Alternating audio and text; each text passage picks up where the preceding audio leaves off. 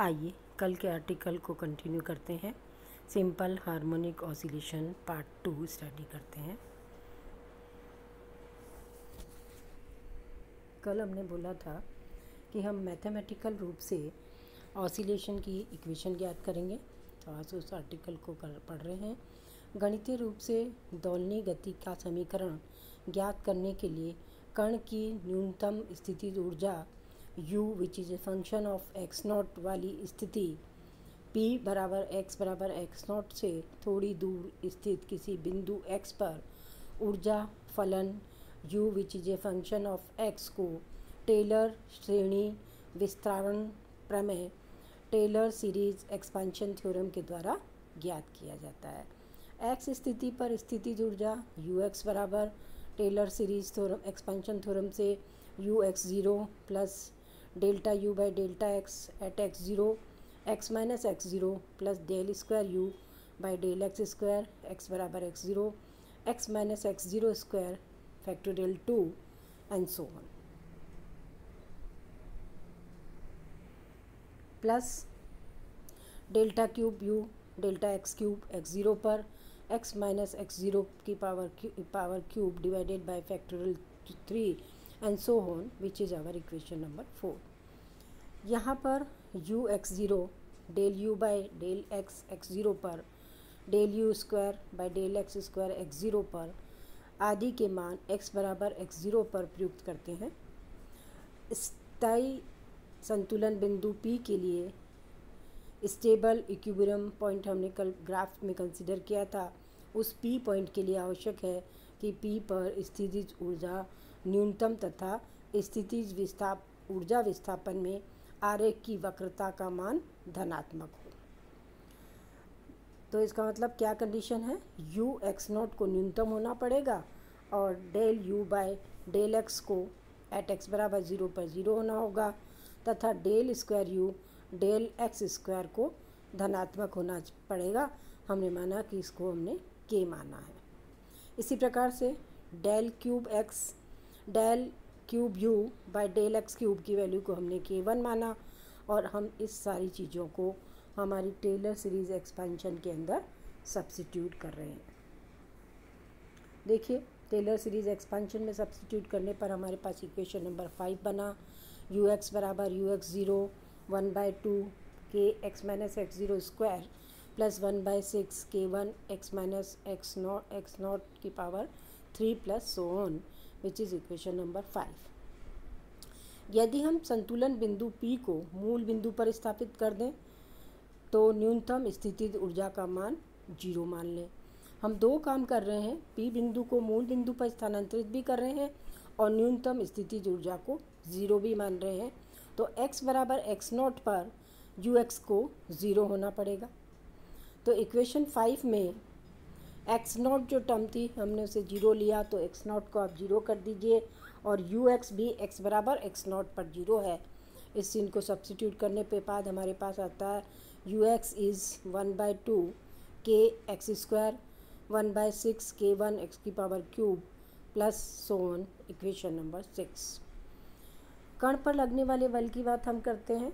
हमारे पास रिलेशन है F बराबर minus du by d x.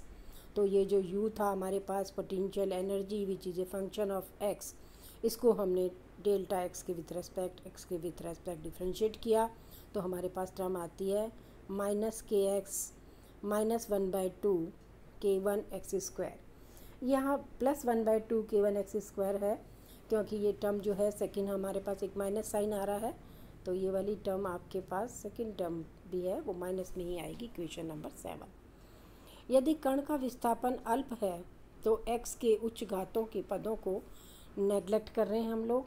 तो यहाँ पर नेग्लेक्ट करने से ux किसके बराबर आया, ux वाले केस में x क्यूब वाली टर्म को नेग्लेक्ट किया है और f वाले केस में x स्क्वायर वाली टर्म को नेग्लेक्ट किया है। तो हमारे पास ux बराबर है 1/2 k x square which is equation number 8 and f बराबर माइनस के एक्स जो इक्वेशन नंबर 9 है। इस स्थिति में x u और x के बीच खींचा गया आरेख पैराबोलिक आकृति का आता है। तथा कण पर कार्यरत बल विस्थापन के अनुक्रमानुपाती होता है, परंतु पैराबोलिक विभव कण में कण की दोलनी गति सिंपल हार्मोनिक गति होती है। इसीलिए हम कह सकते हैं कि विभव कूप में स्मॉल डिस्प्लेसमेंट के लिए कण की दोलनी गति यानी oscillatory motion simple harmonic motion होता है, चाहे विभव कूप की आकृति कुछ भी हो। तो अभी हमने इक्वेशन में देखा कि F बराबर के एक्स है और यू एक्स बराबर हाफ के एक्स स्क्वायर है। तो यहाँ से आपने देखा कि यू एक्स बराबर 1/2 के एक्स स्क्वायर, यहाँ से इसकी शेप क्या बनी, u वर्सेस x में कर्व खींचा जाए तो पैराबोलिक शेप प्राप्त होती है। आइए सिंपल हार्मोनिक मोशन आर्टिकल को कंटिन्यू रखें। जब कोई कण पैराबोलिक विभव कूप में दोलन गति करता है तो कण की दोलन गति को सरल आवर्त गति कहते हैं, और सरल आवर्त गति करने वाले कण या निकाय को सरल आवर्ती दोलक या दोलित्र हार्मोनिक ऑसिलेटर कहते हैं। सरल आवर्ती दोलक की स्थितिज ऊर्जा निम्नलिखित समीकरण के द्वारा व्यक्त की जाती है, u बराबर 1/2 के एक्स स्क्वायर के द्वारा, विच इज़ इक्वेशन नंबर 1।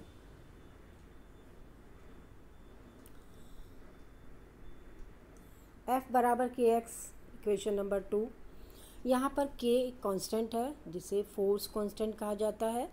इक्वेशन 2 के ऋणात्मक चिन्ह यह प्रकट करता है कि जब कण संतुलन बिंदु से दूर हटता है तो दोलक पर लगे बल की दिशा संतुलन बिंदु की ओर यानी इक्विलिब्रियम की ओर होती है। इस बल को प्रत्यानयन बल रेस्टोरिंग फोर्स भी कहते हैं। अतः सिंपल आवर्त गति में साम्य अवस्था के इधर उधर किसी कण की वह दोलनी गति है जिसमें प्रत्यानयन बल विस्थापन के अनुक्रमानुपाती है और दिशा सदैव साम्य अवस्था की ओर होती है। आइए सरल आवर्त गति समीकरण की बात करते हैं। माना कि m द्रव्यमान का एक कण अपने संतुलन बिंदु के इधर उधर दोलन करता है।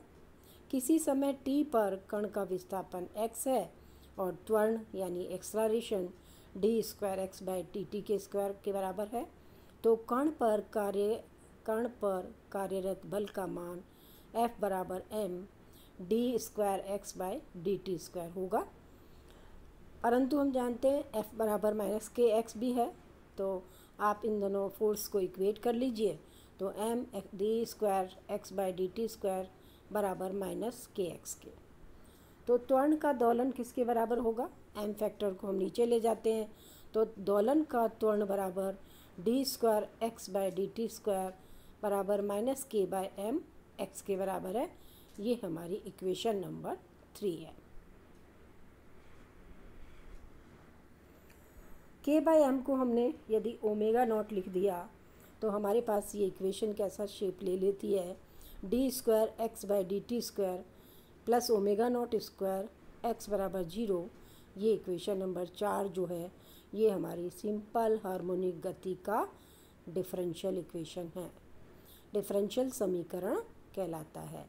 इस समीकरण को हल करके हम किसी भी क्षण t पर कण का विस्थापन x ज्ञात कर सकते हैं। नेक्स्ट आर्टिकल कल स्टडी करेंगे।